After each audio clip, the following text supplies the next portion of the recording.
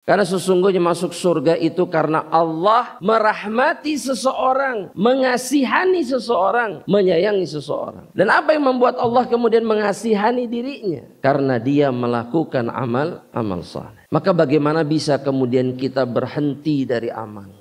Maka ini yang dimaksud oleh Nabi Sallallahu Alaihi Wasallam. Bahwa amal yang kita kerjakan itu nggak akan pernah bisa menebus kenikmatan yang dipersiapkan oleh Allah di surga. Kalau sebagai tebusan tidak mungkin. Kalau sebagai tebusan tidak mungkin. Karena kenikmatan yang diberikan oleh Allah tidak akan pernah bisa ditebus oleh amalan apapun. Tapi kata Syekh, namun amalan itu sebab yang kemudian membuat seseorang diizinkan oleh Allah masuk ke dalam surga. Bukan sebagai nilai tukar kenikmatan yang ada dalam surga Allah Subhanahu wa ta'ala. Tapi Allah jadikan amalan sebagai penyebab seseorang punya hak. Seseorang punya hak. Sehingga dia diizinkan oleh Allah Subhanahu wa ta'ala. Allah kemudian memberikan rahmatnya kepada seseorang. Kasih sayangnya kepada seseorang. Ketika dia beramal, Allah kasihani dia. Allah kasihi dia. Dan kemudian Allah izinkan dirinya masuk ke dalam jannah. Itu yang dikatakan oleh Syekh dengan perkataannya wadukhulul jannah birahmatillah. Karena sesungguhnya masuk surga itu karena Allah merahmati seseorang, mengasihani seseorang, menyayangi seseorang. Dan apa yang membuat Allah kemudian mengasihani dirinya? Karena dia melakukan amal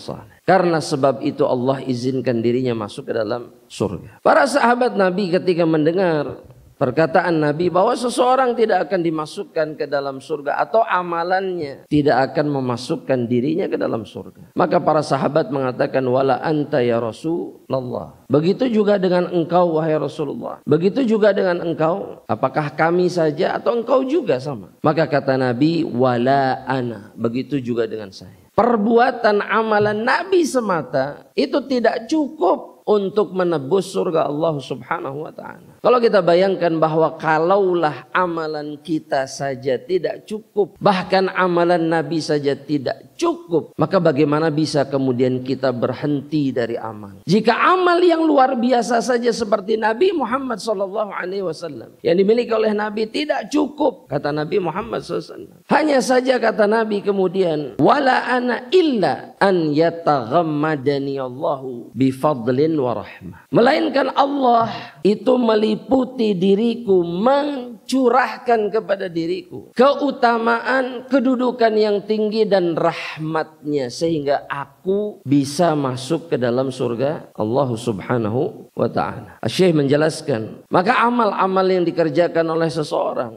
yang kemudian menjadi sebab dia masuk surga itu bukan karena amalan tersebut menjadi tebusan bagi apa yang ada di dalam surga Allah Subhanahu wa ta'ala. Karena nikmat yang ada di dalam surga tidak bisa ditebus oleh semata-mata amalan.